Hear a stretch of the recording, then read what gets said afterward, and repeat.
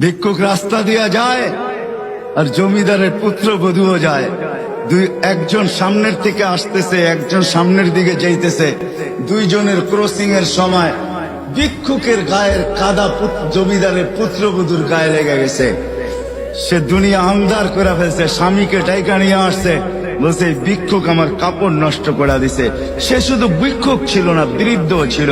বৃদ্ধ ছিল না শুধু, জীর্ণ ছিল, শীর্ণ ছিল। শরীরে কাপড় ছিল না, ফাটা চিরা কাপড় ছিল।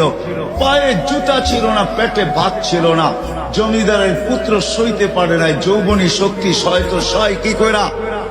তার স্ত্রীর গায়ে ভিক্ষুকের কাদা, বস সমগ্র শক্তিকে হাতে জমা করা, একত্র করা বৃদ্ধের গালে বসায়।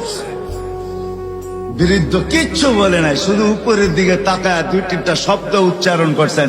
শব্দগুলা হলো ইয়া মাল্লাহ তারা হলো ওয়ুন, ও আল্লাহ চোখে দেখা যায় না। ও তারা কুল্লা শাই, তুই সব দেখিস। ফারা তারা মা বি, তুই কি দেখিস না আমার সাথে কি ঘটতেছে, এটা কি দেখিস না? বলতে দেরি যুবক, মরতে দেরি হয় নাই। জমিদার চলে আসছে, প্রতিশোধ নিবে। বৃদ্ধের একদিকে মুস্কি হাসি, একদিকে বলতেছে প্রেমের খেলা এমনই হয়। জিজ্ঞাসা করছে কিসের প্রেমের খেলা রে? বলছে ওর প্রেমিকার গায়ে আমার কাদা লাগছে, পায়ের কাদা লাগছে, ও সইতে পারে নাই। যৌবনী শক্তি দিয়ে আমার বৃদ্ধ গালে বসায় দিছে। আমাকেও একজন ভালোবাসে, সেও সইতে পারে না, সেও সইতে পারে না। ও তো থাপ্পড় দিয়া খেলতো, সে জান নিয়ে নিছে, জান।